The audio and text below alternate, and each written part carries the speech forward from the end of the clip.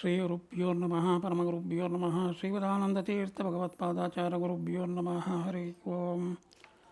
ಕಲ್ಯಾಣಾದ್ಭುತಗಾತ್ರಾಯ ಕಾಮಿತಾರ್ಥಪ್ರದಾಯನೇ ಶ್ರೀಮದ್ವೆಂಕಟನಾಥಾಯ ಶ್ರೀನಿವಾಸಾಯ ತೇ ನಮಃ. ನಾರಾಯಣಂ ಸುರಗುಣಂ ಜಗದೇಕನಾಥಂ ಭಕ್ತಪ್ರಿಯಂ ಸಕಲಲೋಕನಮಸ್ಕೃತ್ಯಂ ಚ ತ್ರೈಗುಣವರ್ಜಿತಮಸು ವಿಮುಮಾಧ್ಯಮೀಶಂ ವಂದೇ ಭವಗ್ನಮರಾಸುರಸಿದ್ಧಿವಂದ್ಯಂ. ವ್ಯಾಸಾಯ ಭವನಾಶಾಯ ಶ್ರೀಶಾಯ ಗುಣರಾಶಿಯ ಹೃದ್ದಾಯ ಶುದ್ಧವಿದ್ಯಾಯ ಮಧ್ವಾಯ ಚ ನಮೋ ನಮಃ. ನಾರಾಯಣಂ ನಮಸ್ಕೃತ್ಯಂ ನರಂ ಚೈವ ನರೋತ್ತಮಂ ದೇವೀಂ ಸರಸ್ವತೀಂ ವ್ಯಾಸಂ ತದೋ ಗ್ರಂಥಮುದೀರಯೇತ್. ನಮೋಸ್ತು ತಾತ್ವಿಕಾ ದೇವ ವಿಷ್ಣುಭಕ್ತಿಪರಾಯಣ ಧರ್ಮಮಾರ್ಗ ಪ್ರೇರಯಂತು ಭವಂತಃ ಸರ್ವ ಏವ ಹಿ. ನಮಸ್ತೆ ಪ್ರಾಣೇಶ ಪ್ರಣತ ವಿಭಾವನಿಮಗಃ ನಮಃ ಸ್ವಾಮಿ ರಾಮಪ್ರೀತಾಂ ಹನುಮಾನ್ ಗುರುಗುಣಃ. ನಮಸ್ತುಭ್ಯಂ ಭೀಮ ಪ್ರಭೃತ ಕೃಷ್ಣೇಷ್ಟ ಭಗವಾನ್ ನಮಃ ಶ್ರೀಮನ್ಮಧ್ವ ಪ್ರದ್ಯುಷ ಸದೃಶಂ ನೋ ಜಯ ಜಯಾಃ. ಪೂಜ್ಯಾಯ ರಾಘವೇಂದ್ರಾಯ ಸತ್ಯಧರ್ಮಋತಾಯ ಚ ಭಜಿತಾಂ ಕಲ್ಪವೃಕ್ಷಾಯ ನಮತಾಂ ಕಾಮಧೇನವೇ. ಸತ್ಯಾಭಿಜ್ಞಾಕರಬ್ಜೋತಾನ್ ಪಂಚಾಕ್ಷರಸ್ಪರ್ಶಬೋಧಕಾನ್ ಸತ್ಯಪ್ರಮೋದತೀರ್ಥಾರ್ಯಾನ್ಯೋಮಿ ನ್ಯಾಯಸುಧಾರತಾನ್. ಸತ್ಯಪ್ರಮೋದಕರಬ್ಜೋತ್ನ ವಿದ್ವತ್ಕುಮುದಬಾಂಧವ ಹಿತೋಪನಿಷಕರ್ತಾರಂ ಸತ್ಯಾತ್ಮಾನಂ ಗುರುಂ ಭಜೆ. ಆಪಾದಮೌಳಿಪರ್ಯಂతం ಗುರುಣಾಂ ಆಕೃತಿಂ ತ್ವರೇತ್ತೇನ ವಿಘ್ನಂ ಪ್ರಣಶ್ಯಾಂತಿ ಸಿದ್ಧಿಂಚಿತ ಮನೋರಥಾಃ.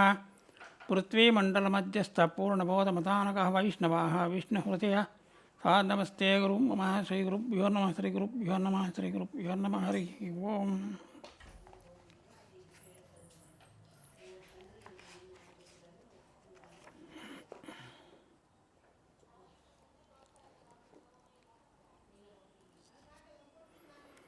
ನಸ್ತೋ ಮುಖದಪಿ ನಿರಂತರಮುದ್ಗೀರಂತಂ ವಿದ್ಯಾ ಅಶೇಷಿತಹುತಾಭ್ಯಾಂ ಮುಖೈಃ ಸಂಸೇವ್ಯಮಾನಾಮಾತಿಭಕ್ತಿಭರಾವನಮೈರ್ಮ್ರೈಃ ಲಕ್ಷ್ಮಾಂ ಋತೇರಾಹಾಂ ಸತತಂ ಪರಿಷ್ಯತ್ಯಮಾನಾಂ.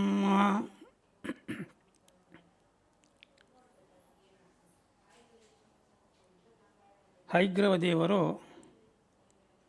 ನಸ್ತೋ ಅಂದರೆ ಮೂಗಿನಿಂದ ಹಾಗೂ ಮುಖದಪಿ ಬಾಯಿಯಿಂದಲೂ ನಿರಂತರವಾಗಿ ಎಲ್ಲ ವಿದ್ಯೆಗಳನ್ನು ಉಚ್ಚರಿಸುತ್ತಾ ಇದ್ದಾರೆ. ಬ್ರಹ್ಮರುದ್ರಾದಿಗಳು ಭಕ್ತಿಯಿಂದ ಬಾಗಿದವರಾಗಿ ಅವನನ್ನು ಸ್ತೋತ್ರ ಮಾಡುತ್ತಾ ಸೇವಿಸುತ್ತಾ ಇದ್ದಾರೆ. ಲಕ್ಷ್ಮೀದೇವಿಯು ಅಭಿಷೇಕವನ್ನು ಮಾಡುತ್ತಾ ಇದ್ದಾಳೆ. ಹೀಗಿರುವ ಹೈಗ್ರೀವ ರೂಪವನ್ನು ನಮಿಸುತ್ತೇನೆ ಅಂಥೇಳಿ ಹೇಳ್ತಾ, ತಪೋವಿದ್ಯಾ ವಿರಕ್ತಾದಿ ಸದ್ಗುಣೋಘಾಕರಾನಹಂ ವಾಯುರಾಜಗುರುಂ ವಂದೇ ಹೈಗ್ರೀವಪದಾಶ್ರಯಾನ್. ಗಂಗಾ ಯಮುನಾ ಸರಸ್ವತಿ ಈ ಮೂರು ನದಿಗಳ ಸಂಗಮವೇ ತ್ರಿವೇಣಿ ಸಂಗಮ ಅಂತ ಪ್ರಸಿದ್ಧವಾಗಿದೆ. ಈ ಪೂರ್ವಕಾಲದಿಂದಲೂ ಈ ನದಿಗಳಲ್ಲಿ ಮಾಡಿದ ಸ್ನಾನದಿಂದ ಬರುವ ಪುಣ್ಯದ ಫಲ ಅದು ತಕ್ಷಣ ಸಿಗೋದಿಲ್ಲ. ಅದು ನಮಗೆ ಯಾವುದೋ ಜನ್ಮದಲ್ಲಿ ಅದರ ಫಲ ನಾವು ಅನುಭವಿಸ್ಬೇಕಾಗ್ತದೆ. ತಕ್ಷಣ ಫಲ ನಮಗೆ ಸಿಗೋದಿಲ್ಲ ಅಲ್ಲಿ. ಅದೇ ಯತಿವರೇಣ್ಯ ತೀರ್ಥಗಳಲ್ಲಿ ಅಂದರೆ ಜಯತೀರ್ಥರು, ವ್ಯಾಸರಾಜ ತೀರ್ಥರು, ರಾಘವೇಂದ್ರ ತೀರ್ಥರು, ವಾಜರಾಜ ತೀರ್ಥರು, ಈ ರೀತಿಯಾಗಿ ಈ ಯತಿವರಣ್ಯ ತೀರ್ಥಗಳಲ್ಲಿ ಭಕ್ತಿಯಿಂದ ಸ್ನಾನ ಮಾಡಿದಾಗ ಆ ಸಿಗುವ ಫಲ ಅದು ಅನಂತ. ಸ್ನಾನ ಮಾಡುವುದು ಅಂತೇಳೆಂದರೆ ಹೇಗೆ ಸಾಧ್ಯ ಇಲ್ಲಿ ಅಂತೇಳೆಂದರೆ, ಅವರುಗಳು ರಚನೆ ಮಾಡಿದ ಗ್ರಂಥಗಳನ್ನು ಓದಿ ಅರ್ಥ ಮಾಡಿಕೊಳ್ಳುವುದೇ ತೀರ್ಥ ಸ್ನಾನ. ಇದು ಅವರು ಮಾಡಿದ ಪಾಠ ಪ್ರವಚನಗಳನ್ನು ಶ್ರವಣ ಮಾಡುವುದರಿಂದ, ಅವರ ದರ್ಶನ ಮಾತ್ರದಿಂದ ತಕ್ಷಣ ಫಲ ಸಿಗುತ್ತದೆ ಎನ್ನುತ್ತಾರೆ ಜ್ಞಾನಿಗಳು. ಹೌದು, ಇದರಲ್ಲಿ ಯಾವ ಸಂಶಯವೂ ಇಲ್ಲ. ಈ ಭರತಖಂಡದಲ್ಲಿ ಆಚಾರ್ಯ ತತ್ವ ಸಿದ್ಧಾಂತದ ಸೇವೆ ಮಾಡುವ ಸಲುವಾಗಿ ದೇವತೆಗಳು ಕೂಡ ಹಿಂಡು ಹಿಂಡಾಗಿ ಅವತಾರ ಮಾಡಿದ್ದಾರೆ. ಇಲ್ಲಿ ತಮ್ಮ ಇಡೀ ಜೀವನವನ್ನೇ ಈ ಪಾಠ ಪ್ರವಚನಗಳಿಗಾಗಿ ಮೀಸಲಿಟ್ಟಿದ್ದಾರೆ. ಶ್ರೀಮದಾಚಾರ್ಯರ ಸೇವೆಯನ್ನು ಅನೇಕ ಯತಿವರೆಣ್ಯರು ನಾನಾ ಗ್ರಂಥಗಳನ್ನು ರಚನೆ ಮಾಡುವ ಮೂಲಕ ತಮ್ಮ ಸೇವೆಯನ್ನು ಸಲ್ಲಿಸಿದ್ದಾರೆ. ಅಷ್ಟು ಮಾತ್ರ ಅಲ್ಲದೆ ಅನೇಕ ಪ್ರದೇಶಗಳಲ್ಲಿಯೂ ಪ್ರಚಾರ ಮಾಡುತ್ತಾ, ಅಂದರೆ ಸಂಚಾರ ಮಾಡುತ್ತಾ, ಸುಜೀವಗಳಿಗೆ ಹರಿಸರ್ವೋತ್ತಮತ್ವ ಹಾಗೂ ವಾಯು ಜೀವೋತ್ತಮತ್ವವನ್ನು ಸಾರಿ ಧರ್ಮ ಮಾರ್ಗ ಉಪದೇಶ ಕೈಯುತ್ತಾ ಮಹದುಪಕಾರವನ್ನು ಮಾಡಿದ್ದಾರೆ ಎಲ್ಲರೂ. ಇಂತಹ ಸರ್ವಶ್ರೇಷ್ಠ ಯತಿವರಣ್ಯರಲ್ಲಿ ಶ್ರೀ ವಾಜಿರಾಜ ಗುರು ಸಾರ್ವಭೌಮರು ಕೂಡ ಒಬ್ಬರು. ಉಡುಪಿಯ ಅಷ್ಟಮಠಗಳಲ್ಲಿ ಒಂದಾದ ಸ್ವಾದಿ ಮಠದ ಪೀಠಾರೋಹಣ ಮಾಡಿ 120 ವರ್ಷಗಳ ಕಾಲ ಪಾರ್ಥಿವ ಪುಣ್ಯದೇಹದಿಂದ ಶ್ರೀಕೃಷ್ಣನ ಸೇವೆಯನ್ನು ಮಾಡಿದ ಮಹಾಪುಣ್ಯ ಪುರುಷರು ಇವರು. ಇವರು ಅನೇಕ ಗ್ರಂಥ ರಚನೆಗಳನ್ನು ಮಾಡಿದ್ದಾರೆ. ಪ್ರಮೇಯ ಸಂಗ್ರಹ, ಯುಕ್ತಿಮಲ್ಲಿಕ, ಲಕ್ಷ್ಮೀ ಸೋಪಾನದ ಹಾಡು, ದಶಾವತಾರ ಸ್ತುತಿ, ಈ ರೀತಿಯಾಗಿ ಅನೇಕವನ್ನು ಮಾಡಿ ನಮಗೆ ಅನುಗ್ರಹವನ್ನು ಮಾಡಿದ್ದಾರೆ. ಅಂತಹ ಉತ್ತಮವಾದ ಜ್ಞಾನಿಗಳಾದ, ಭಗವಂತನಿಗೆ ಅತ್ಯಂತ ಪ್ರೀತಿಪಾತ್ರರಾದ, ಇಡೀ ಜಗತ್ತಿನಲ್ಲೇ ವಿಖ್ಯಾತರಾದ ಶ್ರೀ ವಾಜಿರಾಜ ಗುರು ಸಾರ್ವಭೌಮ ಶ್ರೀಪಾದಂಗಳವರು ಬರೆದಂಥ ಒಂದು ಸ್ತೋತ್ರ, ನಿತ್ಯ ಪಠನಕ್ಕಾಗಿ ಅವರು ನಮಗೆ ಅನುಗ್ರಹ ಮಾಡಿಕೊಟ್ಟಿದ್ದಾರೆ. ಅದನ್ನು ಶ್ರೀಕೃಷ್ಣಾಷ್ಟಕ ಸ್ತೋತ್ರ ಅಂಥೇಳಿ ವಾಜಿರಾಜರು ಮಾಡಿಕೊಟ್ಟಿರತಕ್ಕಂಥ ಈ ಸ್ತೋತ್ರವನ್ನು ಪ್ರತಿನಿತ್ಯ ಪಠನೆಯನ್ನು ಮಾಡಿದರೆ ಗುರುಗಳು ಹಾಗೂ ಅವರ ಅಂತರ್ಯಾಮಿಯಾದ ಶ್ರೀ ಲಕ್ಷ್ಮೀ ಹೈಗ್ರೀವ ದೇವರ ಶ್ರವಣೆಯನ್ನು ಮಾಡಿ ಅವರು ನಮ್ಮಿಂದ ಮಾಡಿಸಿ ಎಲ್ಲ ಇಷ್ಟಾರ್ಥಗಳನ್ನು ಪೂರ್ಣಗೊಳಿಸುತ್ತಾರೆ. ಈ ಕೃಷ್ಣಾಷ್ಟಕ ಯಥಾವಿಧಿ ನಮಗೆ ಹೇಳಲು ಹೊರಟ ನನಗೆ ವಿಘ್ನೇಶ್ವರನ ಅಂತರ್ಯಾಮಿ ಭಾರತೀಯರವಣ ಮುಖ್ಯ ಪ್ರಾಣ ಅಂತರ್ಗತ ವಿಶ್ವಂಬರಮೂರ್ತಿ, ಭಿನ್ನ ಶ್ರೀಭೂ ಸಹಿತ ಶ್ರೀನಿವಾಸ ದೇವರು ಹಾಗೂ ವಾಜಿರಾಜರ ಆರಾಧ್ಯ ಮೂರ್ತಿ ಶ್ರೀ ಲಕ್ಷ್ಮೀ ಹೈಗ್ರೀವ ಸ್ವಾಮಿ ನಡೆಸಿಕೊಡಲು ಅಂತೆಂದು ಪ್ರಾರ್ಥನೆ ಸಲ್ಲಿಸುತ್ತಾ ಇದ್ದೇನೆ. ಕಡಲೆ ಹೂರಣ ಮಾಡಿ ಕಡಲ ಶಯನನಿಗೆ ಅಡಿಗಡಿಗವ ಪಾದ ಬಿಡದೆ ಆರಾಧಿಸುವ ಅಜಪದಕ್ಕೆ ಅರುಹ ರುಜಗಣ ಜೀವೋತ್ತಮನ ನಿಜ ಪದವಿಗೆ ಬರುವ ವಿಜಯ ವಿಠ್ಠಲನ ದಾಸ ವಾಜಿರಾಜ ಧೀರ, ವಾದದಲ್ಲಿ ಶೂರ ಇವರು. ಇಂಥ ವಾಜಿರಾಜರು ಅನುಗ್ರಹ ಮಾಡಿಕೊಡ್ತಕ್ಕಂಥ ಕೃಷ್ಣಾಷ್ಟಕವನ್ನು ತಿಳಿಯಲು ಪ್ರಯತ್ನ ಮಾಡೋಣ. ಪಾಲಯಾಚ್ಯುತ ಪಾಲಯಾಜಿತ ಪಾಲಯ ಕಮಲಾಲಯ ಲೀಲಯಾದೃತ ಭೂಧರಾಂಬುರು ಹೋದರ ಸ್ವಜನೋಧರ. ವಾಜಿರಾಜರು ನಮ್ಮೆಲ್ಲರ ಪರವಾಗಿ ಭಗವಂತನಲ್ಲಿ ಪ್ರಾರ್ಥನೆ ಮಾಡಿಕೊಳ್ತಾ ಇದ್ದಾರೆ. ಏನಂತ ಪ್ರಾರ್ಥನೆ ಮಾಡಿಕೊಂತಿದ್ದಾರೆ? ಅಚ್ಯುತ ಪಾಲಯ.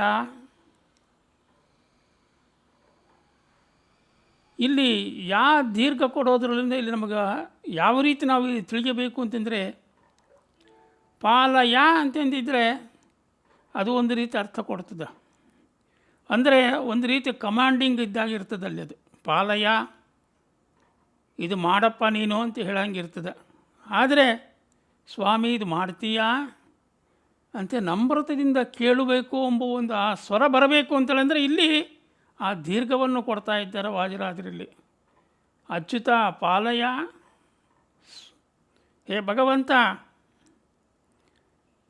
ನಿನ್ನೆನ್ನೇ ನಂಬಿದ ಭಕ್ತಾದಿಗಳನ್ನು ಎಲ್ಲರನ್ನೂ ಪಾಲಯ ಅಂತ ದೀನದಿಂದ ಆರ್ದ್ರಕಂಠದಿಂದ ಪ್ರಾರ್ಥನೆ ಮಾಡ್ತಾ ಇದ್ದಾರೆ ಅವರು. ಪ್ರಾರಂಭದಲ್ಲಿ ಭಗವಂತನಾದ ಅಚ್ಯುತನಲ್ಲಿ ಬೇಡಿಕೊಳ್ತಾ ಇದ್ದಾರೆ ಮೊದಲವರು ಪಾಲಯ ಅಂಥೇಳಿ. ಹೇ ಅಚ್ಯುತ ಪಾಲಯ, ಕಾಪಾಡಪ್ಪ ನಮ್ಮನ್ನು, ಉದ್ಧಾರ ಮಾಡು. ಭಗವಂತನಿಗೆ ಅಚ್ಯುತ ಅಂತ ಯಾಕೆ ಕರೆದಿದ್ದಾರೆ ಅಂದರೆ, ಚ್ಯುತಿ ಇಲ್ಲದವನು ಆದ್ದರಿಂದ ಅವನು ಅಚ್ಯುತ ಅಂಥೇಳಿ. ದೇಶತಃ, ಕಾಲತಃ ಹಾಗೂ ಗುಣತಃ ಅವನಿಗೆ ಚ್ಯುತಿ ಇಲ್ಲ ಅವನಿಗೆ. ಅದಕ್ಕಾಗಿ ಆಚಾರ್ಯರು ದ್ವಾದಸ್ತೋತ್ರದಲ್ಲಿ ಹೇಳ್ತಾರೆ, ಅಚ್ಯುತೋ ಯೋ ಗುಣೈ ನಿತ್ಯಮೋ ವಾಖಿಲೈ ಅಂಥೇಳಿ. ಅಂದರೆ ವಾಸುದೇವನು ಯಾವಾಗಲೂ ಜ್ಞಾನಾನಂದಾದಿ ಗುಣಗಳಿಂದ ಚ್ಯುತನಾಗದೇ ಇರುತ್ತಾನೆ ಅಂಥೇಳಿ. ಭಗವಂತ ಅಲ್ಲಿದ್ದಾನೆ, ಇಲ್ಲಿ ಬರುತ್ತಾನೆ, ಇಲ್ಲಿ ಇರಬಾರ್ದಾಗಿತ್ತ, ಈ ಸಂಶಯಗಳು ಯಾರಿಗೂ ಬರಬಾರ್ದಿಲ್ಲಿ. ಅದು ಯಾವುದು ಇವನಿಗೆ ಅನ್ವಯಿಸೋದಿಲ್ಲ. ಯಾಕಂದರೆ ಅವನಿಗೆ ದೇಶತಃ ಚ್ಯುತಿ ಇಲ್ಲ. ಇಂಥ ಜಾಗ ಅಂಥ ಜಾಗ ಅಂತ ಎಲ್ಲ ಕಡೆಗೂ ಭಗವಂತ ಇದ್ದಾನೆ. ಮತ್ತು ಇನ್ನೊಂದು ರೀತಿ, ಅವನು ಆಗ ಇದ್ದ, ಈಗ ಇದ್ದಿದ್ದರೆ ಚೆನ್ನಾಗಿರ್ತಿತ್ತು ಅಂತೇಳಿ ಹೇಳುವಂತೆ ಇಲ್ಲ ನಾವು. ಕಾರಣ ಅವನಲ್ಲಿ ಕಾಲತಃ ಚ್ಯುತಿ ಇಲ್ಲ ಅವನಿಗೆ. ಅದೇ ನಮ್ಮ ಜೀವರಿಗೆ ಆದರೆ ಈ 3 ವಿಧವಾದ ಚ್ಯುತಿಗಳು ನಮಗೆ ಉಂಟು. ಒಂದು ಸಮಯದಲ್ಲಿ ನಾವೇ ಮಾತಾಡ್ತೀವಿ,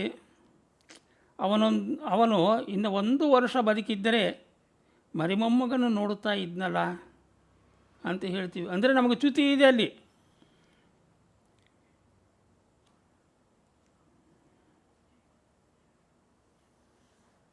ಕೃಷ್ಣನ ದಾಂಪತ್ಯ ಜೀವನದಲ್ಲಿ ನಾರದರಿಗೆ ಒಂದು ಅನುಮಾನ ಇತ್ತು ಅವರಿಗೆ.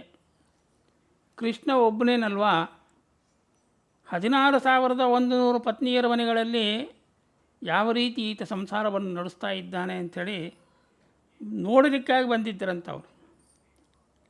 ಎಲ್ಲ ಮನೆಗಳಲ್ಲಿ ಕೃಷ್ಣ ಕಂಡ. ಇದರಿಂದ ನಮಗೇನು ಗೊತ್ತಾಗ್ತಾಯಿದೆ ಅಂದರೆ ದೇಶತಃ ಚ್ಯುತಿ ಇಲ್ಲ ಅವನಿಗೆ. ಮಹಾಭಾರತ ಯುದ್ಧ ಮುಗಿದ ಮೇಲೆ ಕೃಷ್ಣ ಅರ್ಜುನನ್ನು ಕರೆದುಕೊಂಡು ಕೌರವ ಶಿಬಿರಕ್ಕೆ ಹೋಗಿದ್ದ ಅಲ್ಲಿಗೆ. ಆಗ ಪಾಂಡವರ ಶಿಬಿರಕ್ಕೆ ಅಶ್ವತ್ಥಾಮಾಚಾರ್ಯರು ನುಗ್ಗಿ ಉಪಪಾಂಡವರನ್ನೆಲ್ಲ ಹತ್ಯೆ ನಡೆಸಿದಲ್ಲಿ. ಆಗ ಅಲ್ಲಿ ಕೃಷ್ಣ ಇರಬಾರ್ದಾಗಿತ್ತೆ, ಕೃಷ್ಣ ಇದ್ದಿದ್ದರೆ ಇದು ನಡೀತಿದ್ದಿಲ್ಲಲ್ಲ ಅಂಥೇಳಿ ಅನುಮಾನ ಪಡೋ ಹಾಗಿಲ್ಲ. ಯಾಕಂತೇಳಿದ್ರೆ ಕೃಷ್ಣ ಅಲ್ಲೂ ಇದ್ದ, ಅವನಿಗೆ ಚ್ಯುತಿ ಇಲ್ಲ, ಅವನಿಗೆ ಎಲ್ಲ ಕಡೆಯಲ್ಲೂ ಇದ್ದ ಅವನು. ಹೀಗೆ ಕಾಲತಃ ಚ್ಯುತಿ ಇಲ್ಲ, ದೇಶತಃ ಚ್ಯುತಿ ಇಲ್ಲ, ಹಾಗೂ ಗುಣತಃ ಚ್ಯುತಿ ಇಲ್ಲ ಅವನಿಗೆ. ಈ ಮೂರು ವಿಧವಾದ ಚ್ಯುತಿಯೂ ಇಲ್ಲದವನು ಆದ ಕಾರಣದಿಂದಲೇ ಅವನನ್ನು ಅಚ್ಯುತ ಅಂಥೇಳಿ ಕರೀತಾರೆ. ಬ್ರಹ್ಮ, ರುದ್ರ, ಇಂದ್ರಾದಿ ದೇವತೆಗಳು ಸಹ ತಮ್ಮ ತಮ್ಮ ಅವಧಿ ಪೂರ್ಣಗೊಂಡಾಗ ಆಯಾ ಪದವಿಗಳಿಂದ ಚ್ಯುತರಾಗುತ್ತಾರೆ ಅವರು. ಎಲ್ಲ ಜೀವರಾಶಿಗಳು, ಆದಿವ್ಯಾಧಿಗಳು, ದುಃಖ ಸುಖಗಳು, ಮೋಹ ಮುಂತಾದವುಗಳು ಎಲ್ಲವೂ ಉಂಟವರಿಗೆ. ಆದರೆ ಪರಮಾತ್ಮನಾದ ಶ್ರೀಹರಿಗೆ ಇವು ಯಾವೂ ಇಲ್ಲ ಇವು. ಆದ್ದರಿಂದ ಅವನ್ನ ಅಚ್ಯುತ ಅಂತ ಕರೀತಾ ಇದ್ದಾರೆ. ಹಾಗಾಗಿ ವಾಜರಾಜರು ಅಚ್ಯುತ, ಈ ರೀತಿ ಚ್ಯುತಿ ಇಲ್ಲದವನೇ ಪಾಲಯ, ಕಾಪಾಡಪ್ಪ ನಮ್ಮನ್ನೆಲ್ಲರನ್ನ ಅಂಥೇಳಿ ಹೇಳ್ತಾ ಇದ್ದಾರೆ. ಇದರಲ್ಲಿ ಒಂದು ಈ ರೀತಿಯಾಗಿ ಅಚ್ಯುತ ಪಾಲಯ ಅಂತ ದೀನವಾಗಿ ಕೇಳೋದರಲ್ಲಿ ಒಂದು ಗುಟ್ಟು ಇದೆ ಇಲ್ಲಿ. ಏನು ಅಂದರೆ,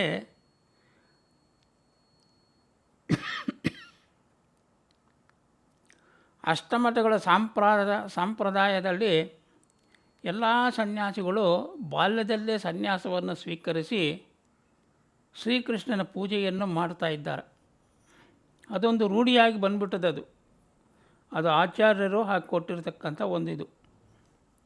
ಹಾಗೆಯೇ ವಾಜಿರಾಜ ಸ್ವಾಮಿಗಳು ಸಹಿತಾಗಿ ತಮ್ಮ 8ನೇ ವಯಸ್ಸಿನಲ್ಲಿ ಸನ್ಯಾಸಿಗಳಾಗಿ ಆಶ್ರಮವನ್ನು ಸ್ವೀಕಾರ ಮಾಡಿ 112 ವರ್ಷಗಳ ಕಾಲ ಶ್ರೀಕೃಷ್ಣನ ಸೇವೆಯನ್ನು ಸಲ್ಲಿಸಿರುವ ಮಹಾನುಭಾವರಿವರು. ಈಗ ಅವರು ಭಗವಂತನಲ್ಲಿ ನಿವೇದನ ಮಾಡಿಕೊಂತ ಇದ್ದಾರೆ, ಸ್ವಾಮಿ, ಚಿಕ್ಕ ವಯಸ್ಸಿನಲ್ಲೇ ಸನ್ಯಾಸ ಪಟ್ಟ ಸ್ವೀಕರಿಸಿದವ ನಾನು. ಬೆಳೀತಾ ವಯಸ್ಸು ಬಂದಾಗ ಯಾವುದೇ ಕಾರಣಕ್ಕೂ ಮಧ್ಯದಲ್ಲಿ ನನ್ನ ಮನಸ್ಸು ನಿನ್ನ ಅಂಗ್ರಿಗಳಿಂದ ದೂರ ಸರಿಯಬಹುದು. ಹೇ ಅಚ್ಯುತನೇ, ಹಾಗೆ ಆಗದಾಗ ನೀನು ನನ್ನ ಮನಸ್ಸನ್ನು ಚ್ಯುತಿಯಾಗದಂತೆ ಪಾಲಯ. ಸ್ವಾಮಿ ದಯಮಾಡಪ್ಪ ಸ್ವಾಮಿ, ಈ ರೀತಿಯಾಗಿ ನನಗೆ ಅನುಗ್ರಹವನ್ನು ಮಾಡೋ, ಕರುಣಿಸು ಅಂಥೇಳಿ ದೀನವಾಗಿ ಕೇಳ್ಕೊತಾ ಇದ್ದಾರೆ ಅನ್ನೋ ಒಂದು ಅರ್ಥವನ್ನು ನಾವು ಇಲ್ಲಿ ತಗೋಬಹುದು. ನನ್ನನ್ನು ಈ ಸನ್ಯಾಸ ದೀಕ್ಷದಲ್ಲೇ ಇಟ್ಟು ಅದ್ಭುತವಾದ ನಿನ್ನ ಪೂಜೆಯನ್ನು ಮಾಡುವ, ನಿರಂತರ ಪಾಠ ಪ್ರವಚನಗಳನ್ನು ಮಾಡುವ, ಅದ್ಭುತವಾದ ಜ್ಞಾನ ಬುದ್ಧಿಗಳನ್ನು ಕೊಟ್ಟು ಯಾವುದೇ ಕಾಲಕ್ಕೂ ನನ್ನನ್ನು ಇದರಿಂದ ಚ್ಯುತನನ್ನಾಗಿ ಮಾಡಬೇಡಪ್ಪ, ದೂರ ಮಾಡಬೇಡ ಅಂಥೇಳಿ ಈ ಒಂದು ಅರ್ಥದಿಂದ ಆರ್ಧಕಂಠದಿಂದ ಆತ ಭಗವಂತನಲ್ಲಿ ಪ್ರಾರ್ಥನೆ ಮಾಡಿಕೊಂತಿದ್ದಾರೆ ವಾದಿರಾಜರು. ಪಾಲಯಾಚ್ಯುತ. ಹೀಗೆ ಸಂಚಿತಾರ್ಥ ಪಾಪಗಳು, ಕಿಂಚಿತಾರ್ಥ ಪೀಡೆಗಳು ಮುಂಚಿತಾಗಿ ಕಳೆದು ಪೊರೆಯೋ ಸ್ವಾಮಿ ಅಚ್ಯುತ. ಯಾವುದೇ ಕಷ್ಟಗಳು ಬರೆದಾಗ ನೋಡ್ಕೊಳ್ಳಪ್ಪ ಅಂಥೇಳಿ ಎಲ್ಲ ಭಕ್ತರ ಪರವಾಗಿ ವಾದಿರಾಜ ಸ್ವಾಮಿಗಳು ಪ್ರಾರ್ಥನೆಯನ್ನು ಸಲ್ಲಿಸ್ತಾ ಇದ್ದಾರೆ. ನಮಗೂ ಜೀವನದಲ್ಲಿ ಕಷ್ಟಗಳು ಬಂದಾಗ ಅಚ್ಯುತನ ನಾಮಸ್ಮರಣೆ ಮಾಡಬೇಕು. ಅವನು ನಮ್ಮ ಕಷ್ಟಗಳನ್ನು ಪಾರು ಮಾಡ್ತಾನೆ. ಅವಾಗ ಭಗವಂತನಲ್ಲಿ ದೀನವಾಗಿ ಕೇಳಿಕೊಳ್ಳಬೇಕು. ಅದನ್ನೇ ವಾದಿರಾಜ ನಮಗಿಲ್ಲಿ ತಿಳಿಸಿಕೊಡ್ತಾ ಇರೋದು. ಡಿಮ್ಯಾಂಡ್ ಥರ ಕಂಠ ಬರಬಾರ್ದು. ಪಾಲಯ ಅಚ್ಯುತ ಪಾಲಯ ಅಂತೇನಬಾರ್ದು. ಅಚ್ಯುತ ಪಾಲಯ ಅಂತ ದೀನವಾಗಿ ನಾವು ಬೇಡಿಕೊಂಡಾಗಲೇ ಭಗವಂತ ನಮ್ಮಲ್ಲಿ ಕರುಣೆ ಮಾಡ್ತಾನೆ. ಅವಾಗ ನಮ್ಮ ಕಷ್ಟಗಳನ್ನು ಪಾರು ಮಾಡ್ತಾನೆ. ಈ ರೀತಿಯಾಗಿ ಭಗವಂತನಲ್ಲಿ ಪ್ರಾರ್ಥನೆ ಮಾಡಬೇಕು ಅಂಥೇಳಿ ವಾದಿರಾಜರು ನಮಗೆ ತೋರಿಸಿಕೊಡ್ತಾ ಇದ್ದಾರೆ. ಮತ್ತು ಮುಂದೆ ಪಾಲಯಾಜಿತ ಅಂತಿದ್ದಾರೆ. ಹೇ ಅಚ್ಯುತ ಪಾಲಯ. ಭಗವಂತನಿಗೆ ಅನೇಕ ನಾಮಗಳು, ಅದರಲ್ಲಿ ಅವರು ಆರಿಸ್ಕೊಂಡಿರ್ತಕ್ಕಂಥವು ಇವು. ಪಾಲಯಾಜಿತ. ಅಜಿತ ಅಜಿತ ಅಂತಂದರೆ ಸೋಲೇ ಇಲ್ಲದವನು ಅಂತೇಳಿ. ಯಾವ ವಿಧದಿಂದಲೂ ಅವನಿಗೆ ಸೋಲಿಲ್ಲ. ಹೀಗೆ ಸೋಲು ಇಲ್ಲದ ಸರದಾರ ಯಾರೋ ಇಲ್ಲಿ ಅಂತಂದರೆ ಭಗವಂತ. ಆದ್ದರಿಂದ ಅವನಿಗೆ ಅಜಿತ ಅಂತೇಳಿಂದ ಕರೆದಿದ್ದಾರೆ. ಎಲ್ಲ ಕರ್ಮಗಳನ್ನು ಮಾಡಲು ಸಂಕಲ್ಪವನ್ನು ಮಾಡಿಸುವವನು ಅವನೇ. ನಮ್ಮಲ್ಲಿ ಇದ್ದು ಆ ಕರ್ಮಗಳನ್ನು ನಡೆಸಿಕೊಡುವವನು ಅವನೇ. ಆದರೆ ಕರ್ಮ ಮಾಡುವನು ಯಾವ ರೀತಿ ಮಾಡಬೇಕು ಅಂತೇಳೆಂದರೆ ನಹಂ ಕರ್ತ ಹರಿಹಿ ಕರ್ತ ಅಂತೆಂಬುವ ಅನುಸಂಧಾನವನ್ನು ಮಾಡಿದಾಗ ಮಾತ್ರ ಅದು ಅಜಿತವಾಗುತ್ತದೆ ಆ ಕರ್ಮ. ಹೀಗೆ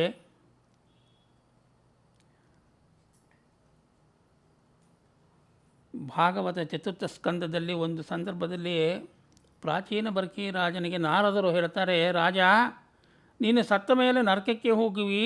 ಯಾಕ ಅಂತೇಳಿದರೆ ನೀನು ಮಾಡಿದ ಎಲ್ಲ ಕರ್ಮಗಳು, ಎಲ್ಲ ಯಜ್ಞ ಯಾಗಾದಿಗಳು ಕಾಮ್ಯಾಪೇಕ್ಷದಿಂದ ಮಾಡಿದ್ದೀಯ ನೀನು. ನಹಂ ಕರ್ತ ಹರಿಹಿ ಕರ್ತ ಅಂತೇಳಿ ಅನುಸಂಧಾನ ನಿನ್ನಲ್ಲಿ ಬಂದಿಲ್ಲ. ಅಲ್ಲಿ ಇನ್ನು ಮುಂದಾದರೂ ನೀನು ಎಚ್ಚೆತ್ತುಕೋ ಅಂತೇಳಿ ಉಪದೇಶವನ್ನು ಮಾಡ್ತಾನಂತ. ಭಗವಂತನಿನ ಅನೇಕ ನಾಮಗಳು, ನಮಗೆ ಇರುವ ಕಷ್ಟಗಳು ಅನೇಕನೇ ಅದರಂತೆ. ಅಂದರೆ ಒಂದೊಂದು ಕಷ್ಟಕ್ಕೆ ಒಂದೊಂದು ರೀತಿ ನಾಮಗಳು ಈ ಭಗವಂತನ ಸ್ಮರಣೆ ಮಾಡಿದರೆ ಆ ಕಷ್ಟ ಪರಿಹಾರವಾಗ್ತದೆ ಅಂತ ಹೇಳ್ತಾರೆ. ಹೀಗೆ ಭಗವಂತನನ್ನು ಆ ರೂಪದಿಂದ ನಾವು ಆರಾಧಿಸಿದರೆ ಶ್ರೀಹರಿ ಆ ರೂಪದಿಂದ ಆ ಕಾರ್ಯವನ್ನು ಯಶಸ್ವಿಯಾಗಿ ಆಗುವಂತೆ ನಮಗೆ ಮಾಡಿಕೊಡ್ತಾನೆ. ಭಗವಂತ ಎಲ್ಲವನ್ನೂ ಗೆದ್ದವ, ಎಲ್ಲದಕ್ಕೂ ಅತೀತ ಆತ. ಕಾಮಾದಿಗಳಿಲ್ಲ, ಆದಿವ್ಯಾಧಿಗಳು, ಜರ, ಮುಪ್ಪು, ದುಃಖ ಯಾವೂ ಇಲ್ಲ ಅವನಿಗೆ. ಜ್ಞಾನದಿಂದಲೂ ಅವನನ್ನು ತಿಳಿಯಲು ಅಸಾಧ್ಯ. ಎಲ್ಲದರಲ್ಲೂ ಅವನು ಅಜಿತ. ಹಾಗಾಗಿ ಅವನನ್ನು ಪಾಲಯಾಜಿತ ಸ್ವಾಮಿ ಅಂತ ಹೇಳ್ತಿದ್ದಾರೋ.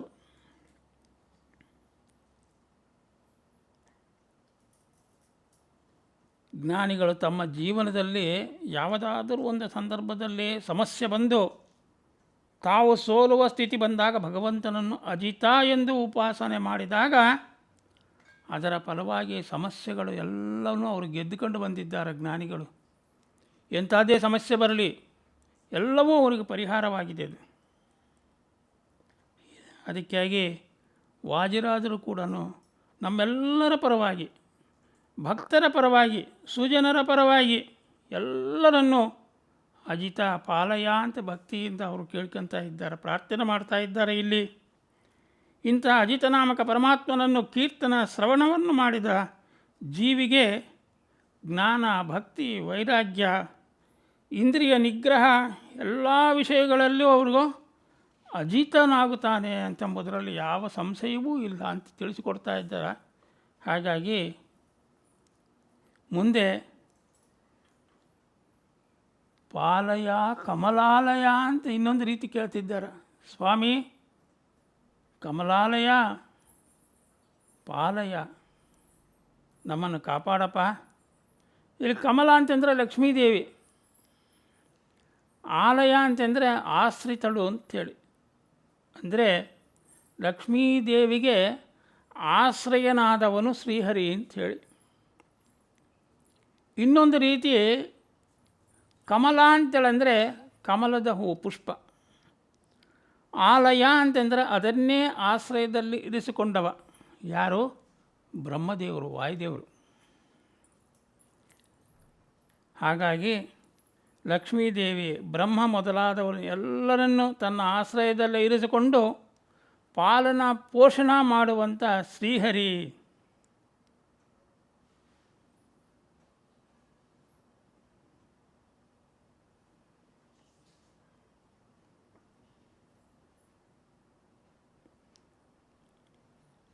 ಬ್ರಹ್ಮರುದ್ರ ದೇವೇಂದ್ರ ಸೂರ್ಯ ಯಮ ಧರ್ಮ ಚಂದ್ರಾದಿ ಸುರಗುಂಪು ಈ ಜಗದ ವಿಜಯವನ್ನು ತಿಳಿಯುವಗೆಟುಕದಂತೆ ಯಾವ ರಮೆಯ ಕಣಗಣ್ಣು ನೋಟದ ಆಶ್ರಯದಿಂದ ನೀಡುತ್ತಿಹದೋ ಅಂಥವಳನ್ನು ತನ್ನ ಮೇಲುನೋಟದಿಂದ ಕಾಪಿಡುವ ಹರಿಗೆ ನಮನ ಅಂಥೇಳಿ ಆಚಾರ್ಯರಂತಾರೆ.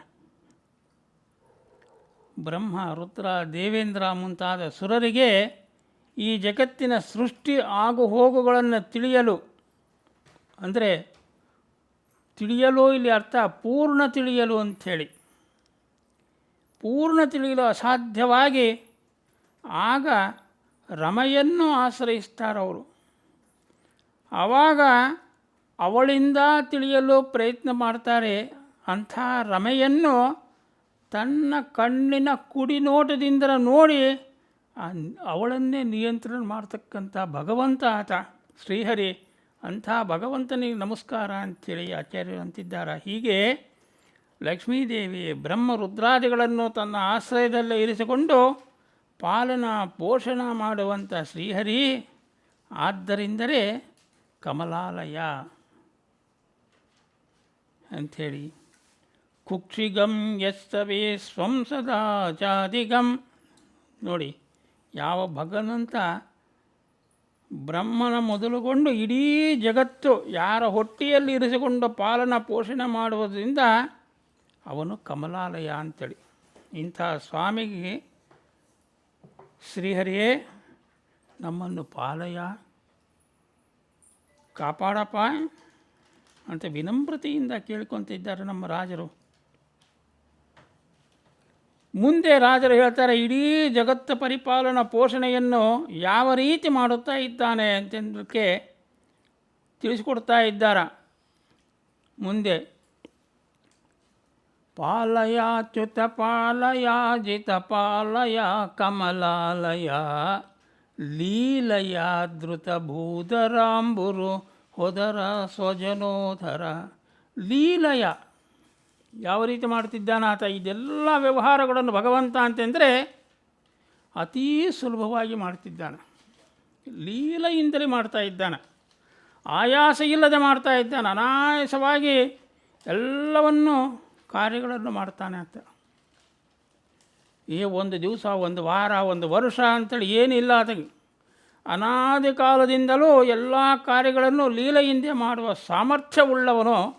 ಅದಕ್ಕಾಗಿ ಲೀಲಯ ಅಂಥೇಳಿ ಭಗವಂತನನ್ನು ಕೇಳ್ತಿದ್ದಾರೆ.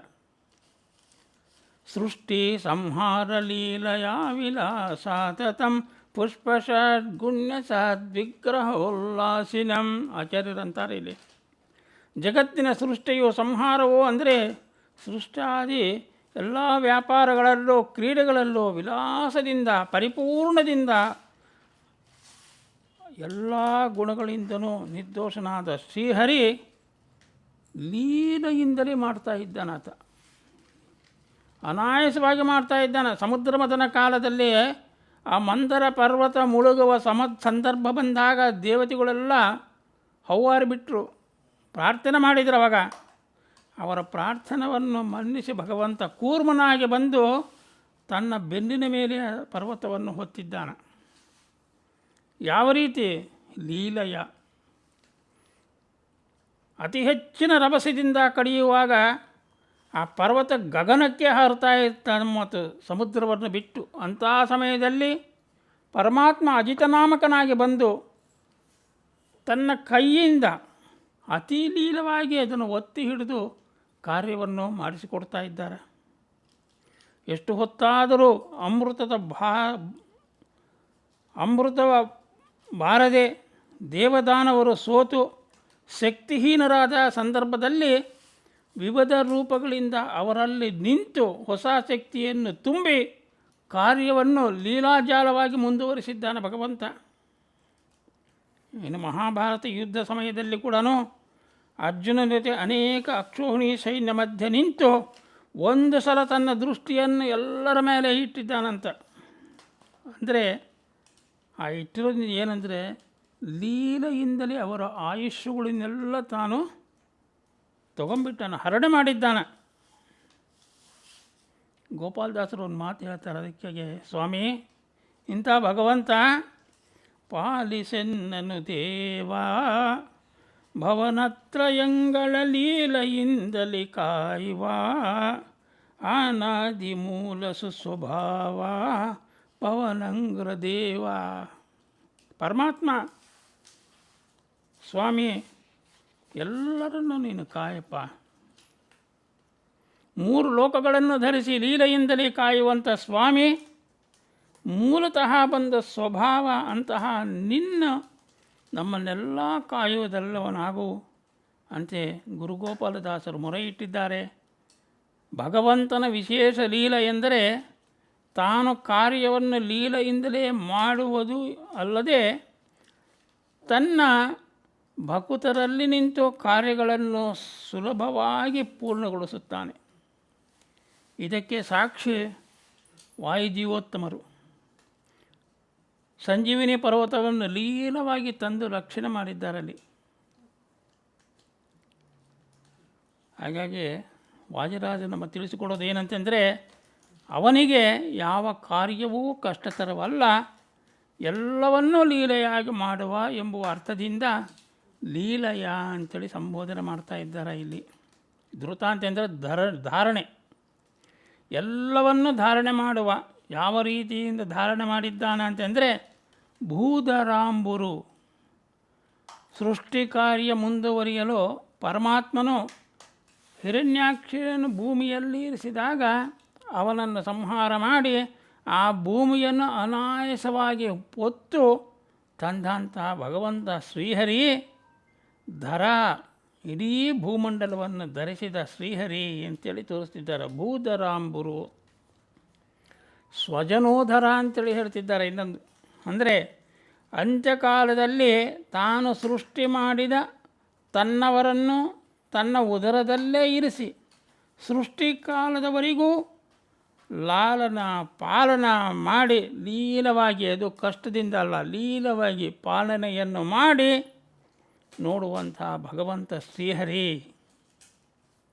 ಅದಕ್ಕೆ ಹಾಗೆ ತಿಳಿಯದೋ ನಿನ್ನಾಟ ತಿರುಪತಿಯ ವೆಂಕಟ ಅಂತಂದಿದ್ದಾರೆ. ಹೀಗೆ 14 ಲೋಕಗಳನ್ನು ಲೀಲವಾಗಿ ಧರಿಸಿದ ಅಚ್ಯುತ ಸೃಷ್ಟಿ ಸ್ಥಿತಿ ಲಯ ಕಾರ್ಯಗಳಲ್ಲಿ ನೀನು ಅಜಿತ. ಪ್ರಳಯ ಕಾಲದಲ್ಲೂ ಲಕ್ಷ್ಮೀದೇವಿಯನ್ನು ಮೇಲೆ ಎಲೆಯನ್ನು ಮಾಡಿಕೊಂಡೆ, ನೀರನ್ನಾಗೂ ಮಾಡಿಕೊಂಡೆ, ಆಕಾಶವನ್ನಾಗಿ ಮಾಡಿಕೊಂಡೆ. ಈ ರೀತಿ ಅವರಿಗೆ ವ್ಯಾಪಾರವನ್ನು ತೋರಿಸಿದೆ ನೀನು. ಹಾಗಾಗಿ ನಿನ್ನನ್ನೇ ನಂಬಿ ಶರಣು ಬಂದವನನ್ನು ಪಾಲಯಾಚ್ಯುತ ಅಂಥೇಳಿ ಹೇಳ್ತಾ ಇದ್ದಾರೆ. ಹೀಗೆ ವಾದಿರಾಜರು ಉಡುಪಿಯ ಶ್ರೀಕೃಷ್ಣನಲ್ಲಿ ಆರ್ತ ಸ್ವರದಿಂದ ನಮ್ಮ ಎಲ್ಲರ ಪರವಾಗಿ ಕೇಳ್ಕೊತಾ ಇದ್ದಾರೆ. ಪಾಲಯಾಚ್ಯುತ ಪಾಲಯಾಜಿತ ಪಾಲಯ ಕಮಲಾಲಯ ಲೀಲಯಾದುತ ಭೂತರಾಂಬುರು ಹೋದರ ಸ್ವಜನೋಧರ ಅಂತೇಳಿ ತಿಳಿಸಿಕೊಡುತ್ತಾ, ನಾವುಗಳೆಲ್ಲರೂ ವಾದಿರಾಜರು ನಮ್ಮ ಪರವಾಗಿ ಕೇಳುತ್ತಿದ್ದಾರೆ ಅಂತಂದರೆ ನಾವು ಸುಮ್ಮನೆ ಇರಬಾರ್ದು. ನಾವು ಗುರುವಂತರ್ಯಾಮಿಯಾಗಿರ್ತಕ್ಕಂಥ ಭಗವಂತನಲ್ಲಿ ಇದೇ ರೀತಿಯ ಅರ್ಥಸ್ವರದಿಂದ ದಿನನಿತ್ಯ ಅವರಲ್ಲಿ ಪ್ರಾರ್ಥನೆಯನ್ನು ಮಾಡುತ್ತಾ ಅನುಸಂಧಾನದಿಂದ ಪೂಜೆ ಮಾಡೋಣ ಅಂತೇಳಿ ಹೇಳುತ್ತಾ ಈ ಚಿಕ್ಕ ಪ್ರವಚನವನ್ನು ಶ್ರೀಭೂ ಸಮೇತ ಶ್ರೀನಿವಾಸನ ಚರಣಾರವಿಂದಗಳಲ್ಲಿ ಸಮರ್ಪಣೆ ಮಾಡುತ್ತಾ ಇದ್ದೇನೆ. ಶ್ರೀಕೃಷ್ಣಾರ್ಪಣಮಸ್ತು.